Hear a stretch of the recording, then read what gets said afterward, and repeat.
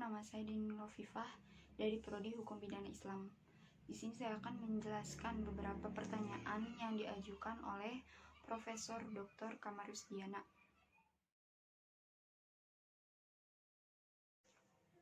Baik, pertanyaan pertama adalah apa itu hukum acara perdata?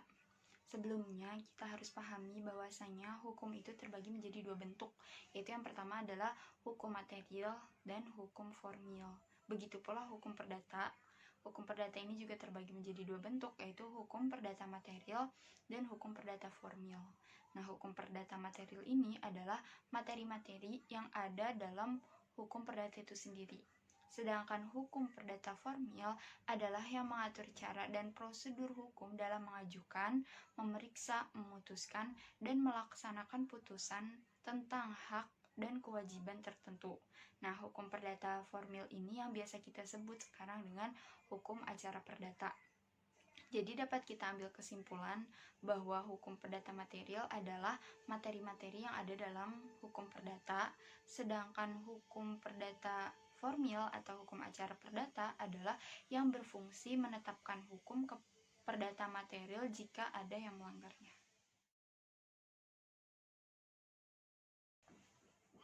Kemudian pertanyaan yang kedua adalah apa itu kompetensi absolut dan kompetensi relatif dalam hukum acara perdata. Adapun kompetensi absolut adalah wewenang yang dimiliki pengadilan untuk menangani suatu perkara, di mana perkara tersebut tidak boleh ditangani oleh pengadilan lainnya. Nah, kompetensi absolut inilah yang akan menjawab pertanyaan pengadilan manakah yang berhak menangani perkara A, seperti itu. Kemudian adapun kompetensi relatif adalah kewenangan menangani suatu perkara didasarkan pada tempat tinggal para pihak.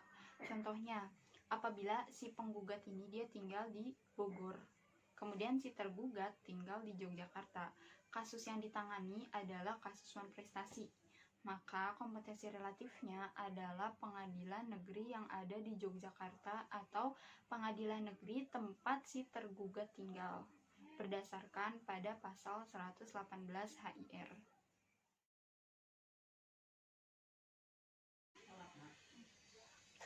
Kemudian pertanyaan yang ketiga adalah apa itu perkara voluntair dan perkara kontentius. Nah, yang pertama, voluntair. Voluntair adalah perkara perdata yang tidak mengandung sengketa. Contohnya seperti pengangkatan anak, pergantian nama, penetapan ahli waris, dan lain sebagainya. Kemudian kontentius. Kontentius adalah perkara perdata yang mengandung sengketa. Contohnya seperti kasus non-prestasi, perbuatan melawan hukum, dan lain sebagainya. Nah, proses persidangan kasus voluntair ini yang pertama dimulai dengan pembacaan surat permohonan, yang kedua pembuktian permohonan, dan yang ketiga putusan majelis hakim. Sedangkan kasus kontentius yang pertama itu perdamaian, yang kedua apabila perdamaian tidak berhasil maka pembacaan gugatan, yang ketiga jawaban dari tergugat, yang keempat replik dari penggugat, yang kelima duplik tergugat, yang keenam pembuktian penggugat, yang ketujuh pembuktian tergugat, yang kedelapan kesimpulan penggugat dan tergugat, dan yang kesembilan putusan majelis hakim.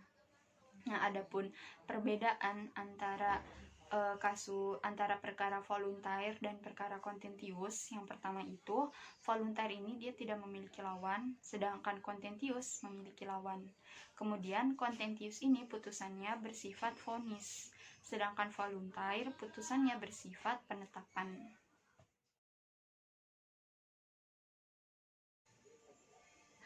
Adapun pertanyaan yang keempat adalah bagaimana proses persidangan sengketa perdata apabila mediasi berhasil dan apabila mediasi tidak berhasil. Nah, dalam persidangan perkara perdata, para pihak yang bersangkutan akan diberi penawaran apakah akan menggunakan mediasi atau tidak. Nah, apabila mediasi ini berhasil, maka para pihak melalui mediator dapat mengajukan kesepakatan perdamaian melalui hakim pemeriksa perkara. Nah, setelah diajukan, maka akan ada pelaporan hasil mediasi oleh hakim mediator kepada hakim pemeriksa. Nah, dan apabila disetujui, maka akan diterbitkanlah akta perdamaian. Nah, kemudian yang kedua ini, apabila mediasi ini tidak berhasil, maka akan dilakukan pemanggilan kepada para pihak untuk melanjutkan pemeriksaan perkara dan kemudian sidang akan dilanjutkan sebagaimana mestinya. Pertanyaan yang kelima adalah jelaskan perihal pembuktian. Pembuktian adalah penyajian alat-alat bukti yang sah menurut hukum kepada hakim yang memeriksa suatu perkara guna memberikan kepastian tentang suatu peristiwa yang terjadi. Nah, menurut pasal 164 HIR, ada 5 alat bukti yang sah dalam perkara perdata, yaitu yang pertama, surat, yang kedua, saksi, yang ketiga, persangkaan, yang keempat, pengakuan, dan yang kelima, sumpah.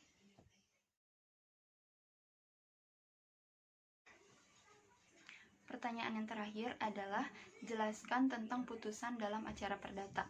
Nah, putusan adalah pernyataan yang diucapkan hakim di persidangan yang bertujuan untuk mengakhiri atau menyelesaikan suatu perkara.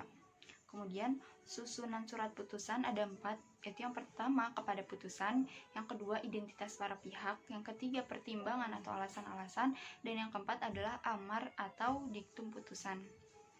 Kemudian, putusan hakim ini terbagi menjadi 2, yaitu yang pertama putusan sela atau tusen vonis, dan yang kedua putusan akhir atau envonis.